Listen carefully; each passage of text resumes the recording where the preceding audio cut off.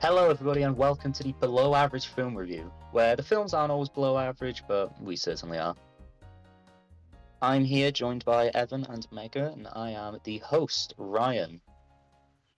So, for this episode, we're going to be talking about Blade Runner, the influential 1982 sci fi film, where it wasn't really received well when it first came out. It was seen as okay by critics, but nowadays it is seen as a masterpiece of the sci fi genre as well as filmmaking. Being directed by Ridley Scott and starring Harrison Ford in his prime definitely helps with that. But for this film, people have a lot of different opinions and interpretations on the film. But what are some of your opinions on this film? Well, personally, right, if I'm going at this on a personal standpoint, I thought the film was. Mm-hmm. Of I guess I could be classified more as its original audience. I'm not old enough, of course, but course. I didn't personally enjoy it as much as some others would. From a critical standpoint, I could absolutely see why people love it so much. If you observe it from this kind of critical eye, it is masterful and beautiful. But on this personal level, I didn't enjoy it as much. Like I've watched it twice now. The first time I was sticking more with that opinion. It's kind of grown on me since then, Mm. but my opinion's still kind of wavering back and forth like some kind of crazy metronome. Yeah. Well, Megan, what do you think of the film? I love it. Even on a first watch, I've watched the film about 3 times now, and I think it's still phenomenal. I love the characters. I love the world it's set in and the universe. I love the moral dilemmas and the questions it raises and all the trials and tribulations the characters go through throughout the film. And just everything about it to me, it's the epitome of what a good sci-fi film is. Mm. Well, for me, I would say I thought it was pretty good when I first watched it. I didn't pay full attention to me watching it back then, but after rewatching it specifically for this podcast, I gotta say I love the film. I think it's really good. I think it's one of the best sci-fi films out there. And the thing I like specifically about it is the visual style. I really love the colors and just the world itself. It all looks so good, you know? So, Yeah, completely agree. A very hmm, pleasing visual aesthetic. we're talking about the visual aesthetic. Um, the visuals are a very strong part of the film, and is one of the most and it's one of the most common things that people often remember about the film. Now, the visual style is very important in terms of creating the genre of Blade Runner, and Blade Runner is distinct for being a very, very stylized and well recognized sci-fi film. So what are some of the elements that you think that take from the visual and go into making it such a recognizable sci-fi film? Well, if we're talking just visuals specifically, because if it's just visuals, I can't talk about the soundtrack yet, and I love the soundtrack. That's besides the point. Well, I mean, you can Uh, talk about the soundtrack if you like. I think okay, in that case, I think the visuals and the soundtrack blend really nicely. Like the visuals very firmly set in stone, especially by modern day with all like the kind of holographic elements to it. It feels like a good example would be like modern day Neo Tokyo, but it feels like that but Mm. on goddamn steroids. Yeah, It's it's like the neon kind of element of it. It's the dark God. I'm no, very go on, good at go on. speaking, by the way. That's fine. It's fine. Um, the kind of neon lighting put on this kind of dark background, like the color palette blends really well together, and it's kind of blindingly almost in your face, but in a very good way, I think. And this, Mm. it's quite hard lighting as well. It just feels very much like science fiction. Like if you were to step into this world, your mind would just go, "Wow, I am now in the future." Mm. So it is very well shown. It is, especially with the colors and all that. Yeah, Yes. I completely agree with what said. I think I the visuals of Blade Runner, like the film's set in LA, but LA 2019, but which Mm. for them it was the future. And all the buildings and the cars and just the location of this. Well, back then the idea of futuristic LA really does set the genre. It does it does set the genre for the film and sets a tone as well. All the dark, it because LA at that time it's so dreary. Like Mm. while it looks futuristic, all the colors are just while it is you've got like a really cool color palette. they are quite. It's not dull as such because you've got like the vibrancy of the city, but Mm. especially like on the ground, it's so dull, and that really does set the tone for the film. This isn't a happy. This isn't like an ideal future. This is a future where people are struggling. Yeah, that really does bring in like another genre of the film, the really dystopia aspect. As most of the time they're on the streets, as you mentioned, it's shown with the blue color. And there's just something about the blue being used in the visuals that really do add it to just it just feels more futuristic, it feels more sci-fi, but it also feels a lot more dystopian as well. It adds a very nice feeling to it. And then linked as well, shown beside, the big like skyscrapers, of course, like the advertisements everywhere, the cramped streets, the poor living conditions of some of the people in the city. It really visually, it really does just hit on its the two genres of dystopia and sci-fi. It does it really well, and but it also has some of the more futuristic sci-fi elements as well that are less obvious. Oh no, they're more obviously linked to sci-fi as well, because obviously you got the flying cars and all that. I'd mostly argue, and the replicants as well are pretty staples of sci-fi at that point. But it's really the visual style that gives it that had the influence that it did on the sci-fi genre at the time, and it just looks very very good. That's a great Do any example. Sorry, you carry on. I was gonna ask, do you have any other opinions on how it's influenced the sci-fi genre just in general? Oh, yeah, actually, that's what I was about to say, so I'm sorry for cutting you off there. No, But no, it's fine. I feel like a great example of how it was an influence, even like not by modern cinema because we are in 2021 now, but modern Mm, onwards into the 2000s, pushing into that era. I feel like Blade mm, Runner definitely had influence on things like The Minority Report. Like having watched them mm. again since watching that film, there's a lot of visual similarities I found actually. So you can see how it's kind of carried on through the years. It's left its mark, and people are still following those kind of rules and conventions to this day. Mm. Yeah, but It's. yeah, go on. I was just gonna basically add on. To me, it is such an instrumental sci-fi film. Like a lot of um magazines, for example, rank it as the best sci-fi film, and I can see Mm. why, because it has so many of those tropes and introduced so many. Well, it cemented so many sci-fi ideas like the replicants and like AI, which we see throughout sci-fi, the flying cars, like the futuristic city. It cements so many of those sci-fi tropes that we still see today in modern day sci-fi films. It's so influential. It really did set the path for the films on its time. I definitely agree with both of you then. But the film as well, it also takes on amazingly as well. I would say it takes on sort of a neo noir kind of approach as well, because at the end of the day, Rick Deckard is a detective, and it does take on it really does almost modernize what was originally done in obviously in mostly in the 1940s and 50s with the noir style, and it takes that into well, it combines it with sci-fi, but it also takes it into a modern era as well. But it still uses like a lot of fixed shadows and a mystery as well that are they're like that are what's the word? Just tropes of noir genre. But what do you guys think about it as a neo noir?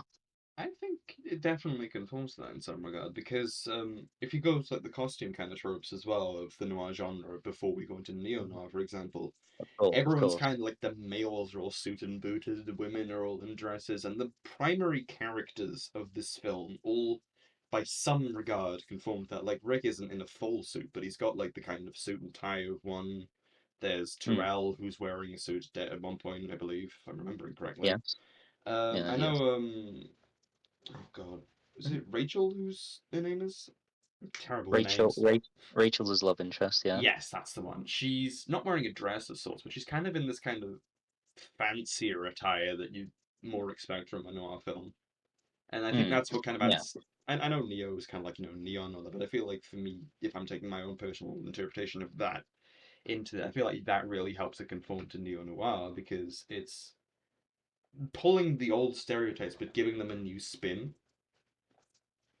Yeah. Well, I'd say it almost invented neo noir. I'd say. Mm. I agree. I think another factor of this is um as well as like the costume being really setting the tone for neo noir. I think the location, because Mm, if you think of old film noir films, you think of like very like you think of cities with detectives. You think of them in those kind of costumes, suited and booted, as Anne said, and mm, but then you also think of the location. You think of these dingy cities, and I feel like Blade Runner just took that to the futuristic level. But I think it mm. still encompasses the feel of those noir cities. Yeah, I definitely agree with that. It really does elevate the noir style into a great combination with sci-fi and even the dystopia, and it really just gives it gives the whole world just such a unique feel to it. It doesn't feel like you've seen it before. So I'd say it is it's very well distinct visually. Unique and Looks distinct are very brilliant. apt descriptions for I think that, honestly. well, I said unique and distinct are very apt descriptions for that film. Especially like yeah. I'm still thinking about costumes to be honest, because I thought of this while I was watching it actually. There's this kind of weird blend of different cultures, even stuff that looks like it harks back to 200 plus years ago. Because there's a scene in like a bar or a nightclub, I think, where the women are wearing dresses that look like they belong to like the Edwardian era or like some kind of period piece, and I think that actually Mm, plays really nicely into dystopia because there's also the architecture of Tara's office where we first meet Rachel. It kind of has this yeah. ancestral vibe. It doesn't feel technological. It doesn't feel like a lab. It feels like it belongs in like a temple or something almost. It's this Yeah. weird Yeah, kind of style that adds into the sci-fi element that brings out the dystopia, I think, because everything's kind of eclectic and bizarre. It's like this doesn't feel like a regular sci-fi society. Something it's very visually appealing, but something doesn't feel quite right. Well, the film does fit into the subgenre of cyberpunk specifically. It did heavily influence, almost you could say, help create the cyberpunk genre for sci-fi, where you got the mega conglomerate skyscrapers dominating the skies. Meanwhile, you got the poor, overcrowded streets below. So it does fall into that very well. Makes me think of Coruscant Now, from Star Wars. you got anything else to say? no, Beyond that Okay. passing comment, no. Well, the film, obviously, it goes way beyond just the visuals as well.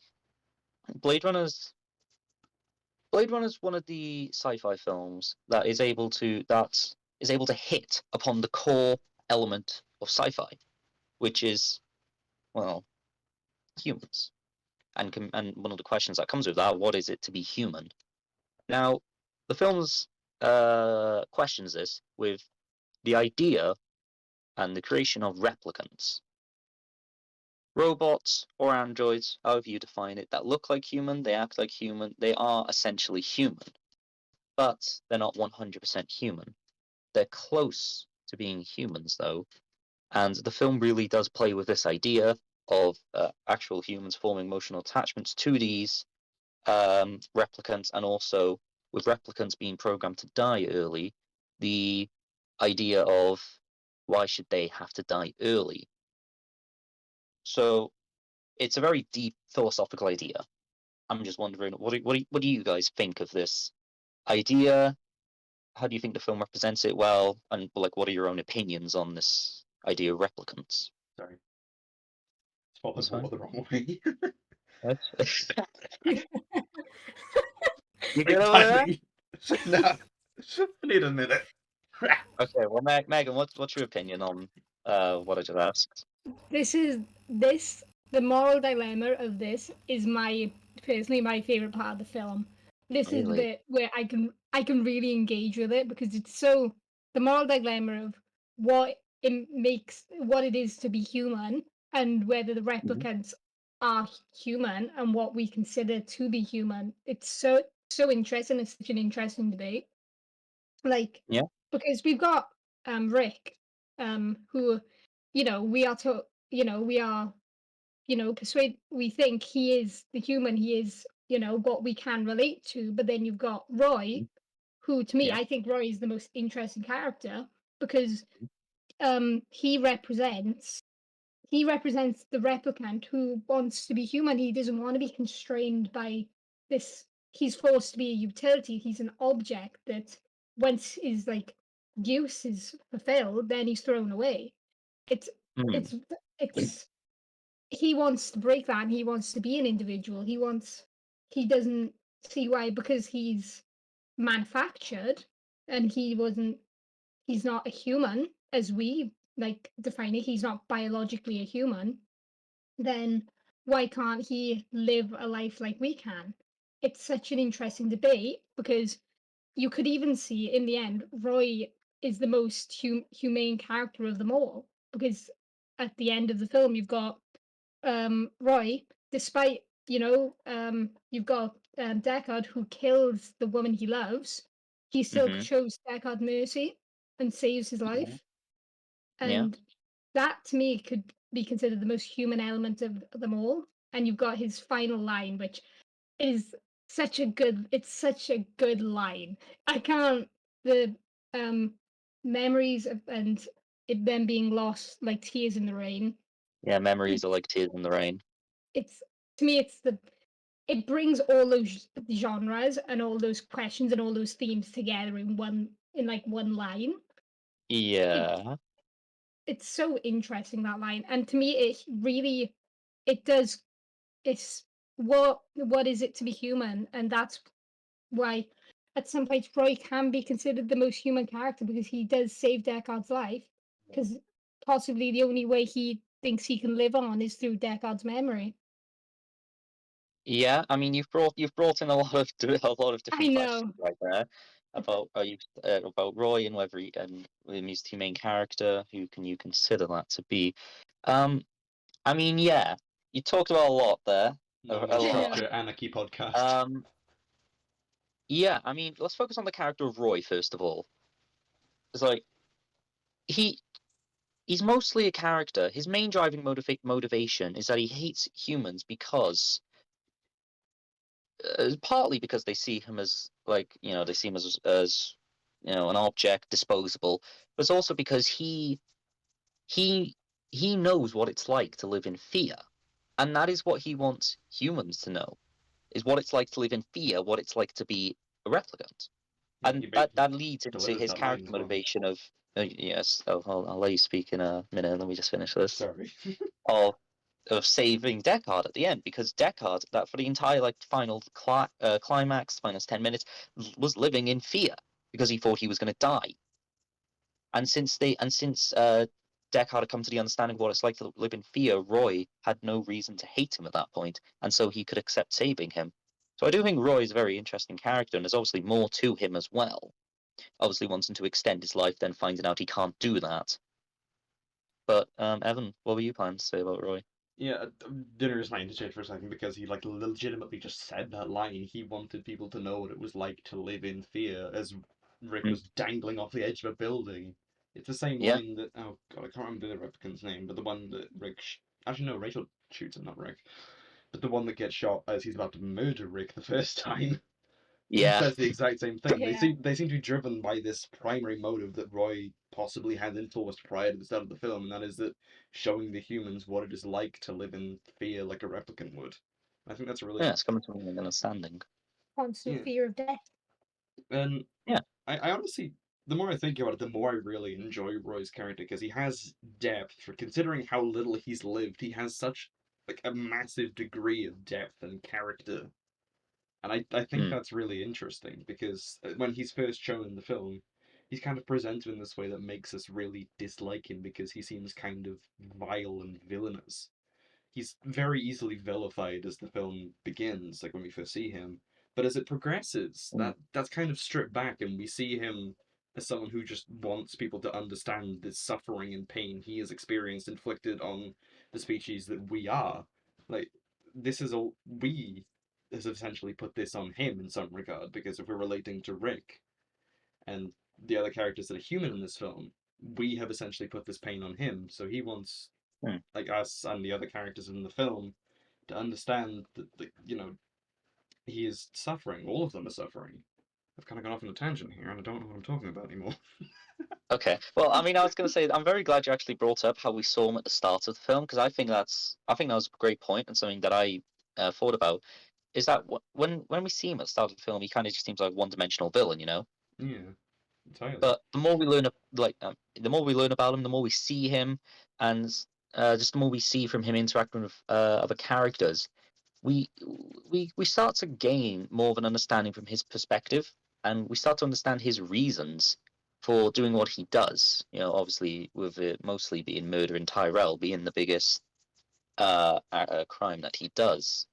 But we can come to a reasoned understanding, because having to come face to face with your own death is, well, it's scary, and that can cause people, even replicants, to act out like that.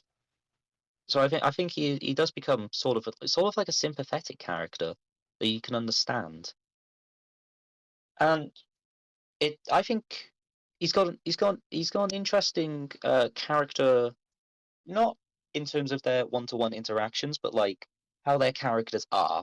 I think he's got an interesting relationship with actually Rick Deckard, because you could almost make an argument that because of how Rick acts throughout the entire film, you could still make an argument of him being, as Megan brought up in her original point, of a less human character than some of the replicants. You see, Yeah. you see what I'm meaning by that? Yeah, he's Yeah. human, but he likes humanity. Because, Exactly. well, Not I mean, lacking it. Yeah, not entirely, yeah, of course, but there's instances he still treats replicants as not really human. And obviously, at the beginning of the film, by the end, he does treat them as human, at least because he does in love Rachel. But you also got the scene where he kind of forces himself on Rachel, which is, it's interesting to look at that and think, is that him, kind of being in love and that's just how he acts, or is that him still seeing her as an object and kind of forces himself upon the object that he sees? You see He what I prob- mean? yeah. he's prob. My thought was, when I was watching it, when he kind of forces himself on Rachel, he's probably going through this moral dilemma in his head about that she's a replicant. Yeah, I'm feeling attracted and feeling emotional towards her. He's probably going through that complete dilemma. So you're seeing him as more sympathetic. Yeah. I mean, there are sympathetic qualities to him. Like, if you remember the scene where he starts to recount her memories, she's saying her memories, saying she has to be human if she can remember these, but he starts recounting the ones that she already knows. And then at that, she starts to cry because I mean, that would emotionally ruin you. And then he feels bad, but he doesn't react to to how you think someone who's just destroyed someone's emotional realization of their like humanity has. He mostly reacts just like he feels like he shouldn't have said it. You know what I mean? Yeah. So I think obviously him still going on to kill the replicants is another point to he can be less humane. But I think the overall character relationship between replicants and humans is that there's not really a distinct line on what makes them different in terms of what makes a human, really. Because especially with Rachel, she has memories as well, you know? Yeah. So like it's the line's blurred.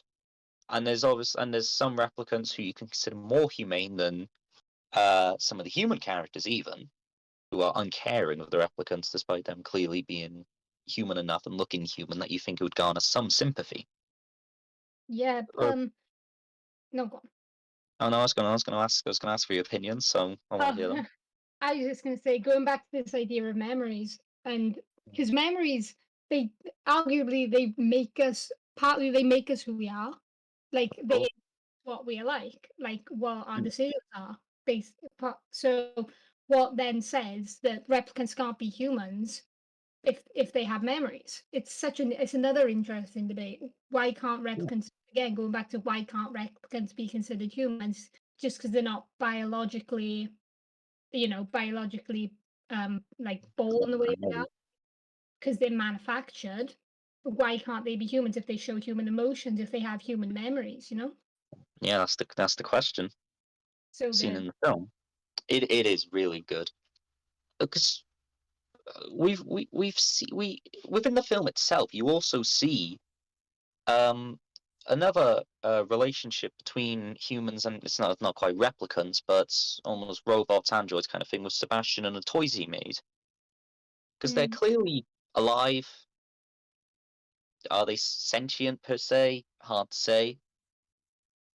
It seems like it, but he calls them his friends.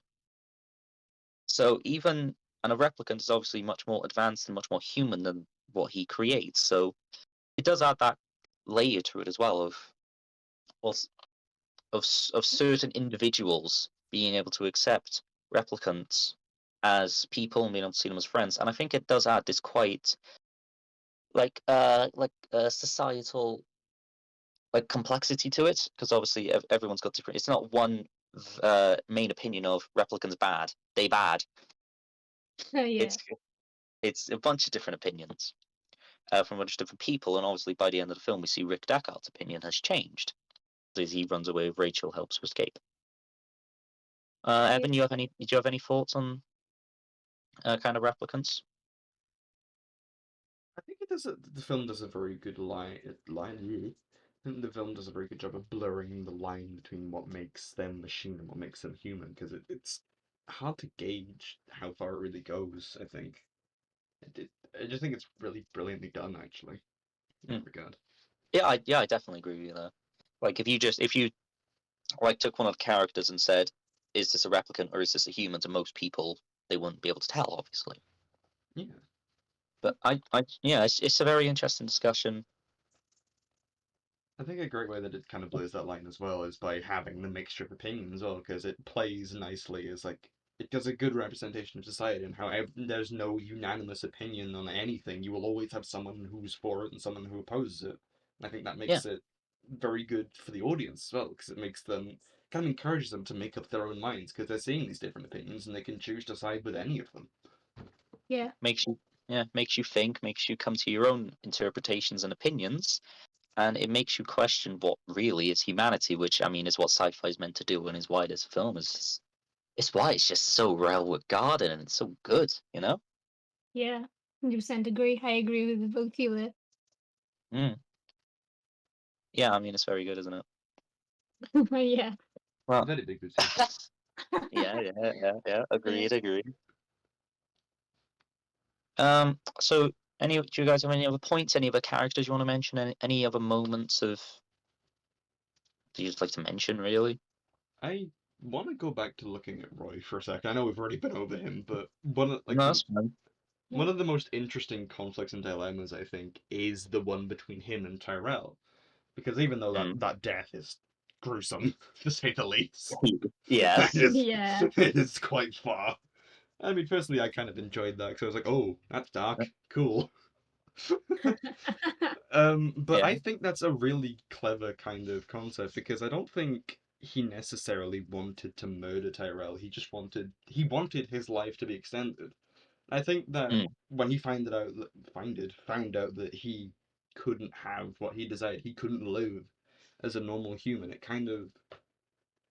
adds to it as well. But on top of that, facing Tyrell, not only is he committing a crime, but at the same time, Tyrell is really, if you're gonna consider Replicants more as human, Tyrell has already committed a crime against him, because Mm. Roy is essentially facing his own murderer because he was designed to die in 4 years.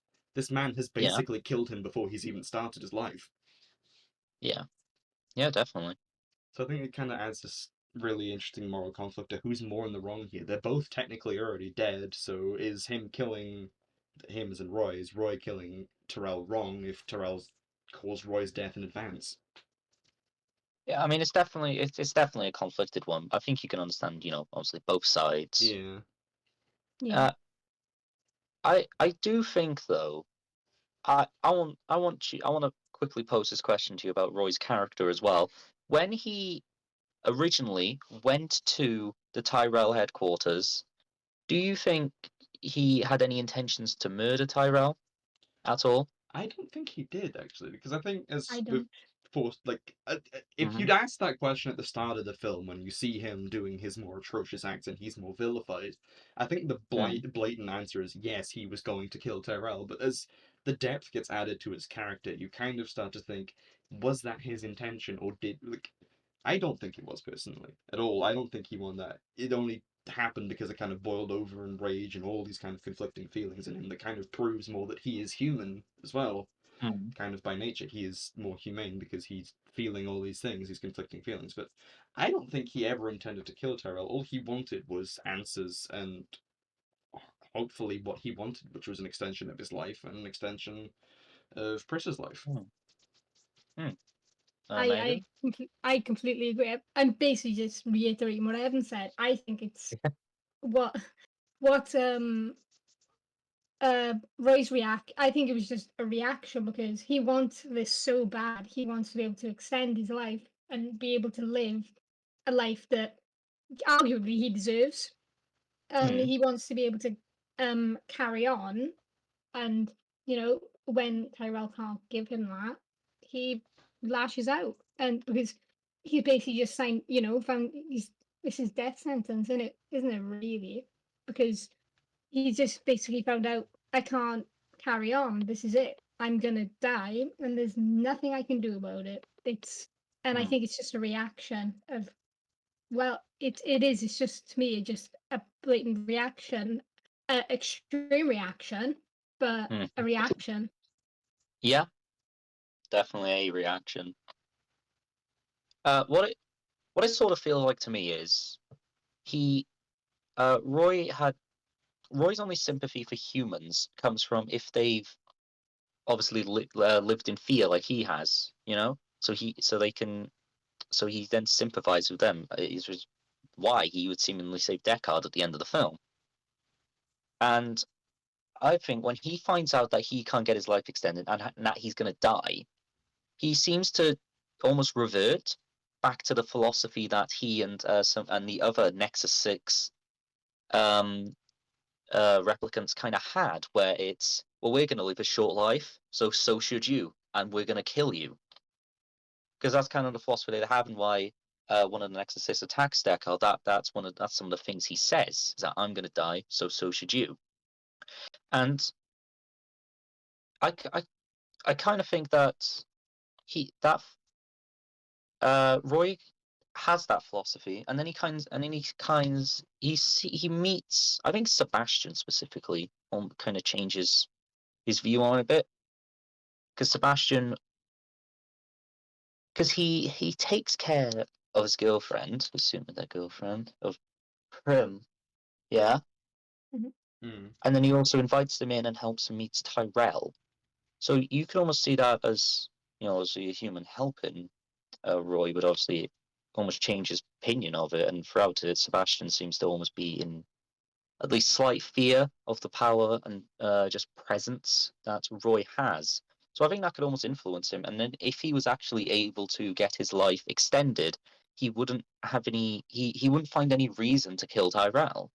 But because he can't get his life extended, the only philosophy that he thinks can really work for his short life is, in terms of getting what he wants and making himself somewhat happy, is I'm living a short life, so should you. So then he kills him, and because Tyrell, you know, he tries to almost comfort Roy as the surrogate father figure, instead of being in almost like fear of him and what he would do. Roy doesn't have any sympathy for that because of what Tyrell essentially did to him and put him through on when he was on Path and Nexus 6. So I do think, like, it's a very short scene, but I don't think it's packed with a lot of potential character development, and also is very interesting for the psyche of Roy as a villain. Do you guys think of that? Yeah, I agree. It is such a packed scene. It is so brilliant in the way that Roy's character in that environment is able to develop because that is Roy's destiny. It's basically Roy finding out his destiny. It Yeah, really is, and great. his reaction to that, and then Tyrell as well. What Tyrell has done, and that moral conflict of is Tyrell is Tyrell. Tyrell created these machines just for him to die. Is he a good person? Depends. It's Yeah, Depends how you exactly. put it. He's created these Um, machines that are meant to do great things. At the same time, he's subsequently enslaved them while making them human. yeah, sucks, doesn't it? Yeah. Mhm. So do you guys have any other discussions you'd like to bring up about really replicants at all? No, I don't think so. I don't think I have more to Okay. say on We the replicant. we well we have talked about them exhaustively, and I think we've had very good discussions. I think it's been great. Yeah, the film does a Um, very good job posing the question. We've had a very good talk about it. yeah, well, I mean, very good film. Hmm. So let's wrap this up a bit. I want you to give me a brief reason why you think this film's as good as it is. Just brief. I don't want like a 12,000 words verbal essay. I just want brief reasons why you think this film is deserving of what you think of it. Either of you go. Ah. Megan, would you like to Ooh, go first? sure. I think it does. To me, it is the epitome of a really good sci-fi film because it raises these questions that an audience really has to interact with and really think about and contemplate. It has such interesting characters and and it's such an interesting world that results in all of these questions about humanity and um you know where what is being human. Yeah. I think that, and while it is distant, it is science fiction. It's not that too disconnected from our reality. It's things we can still relate to and still have an emotional response to. Hmm. Evan, what do you think? Yeah, I agree with that. I think that, like, overall, I think the film really handles a lot of what it brings in a manner that leaves it kind of fresh and stuck in the audience's mind for a long time after they've seen it. And I think the way that it kind of meticulously crafts this kind of society and these moral dilemmas really makes it stay present within the person's mind who's seen it, because like there's no concise conclusive answer to it. It's this kind of ongoing debate that I think even the press is almost to say, especially with the introduction of the sequel a couple of years ago. And I just think it's really cleverly done overall. Hmm. I mean, yeah, great points.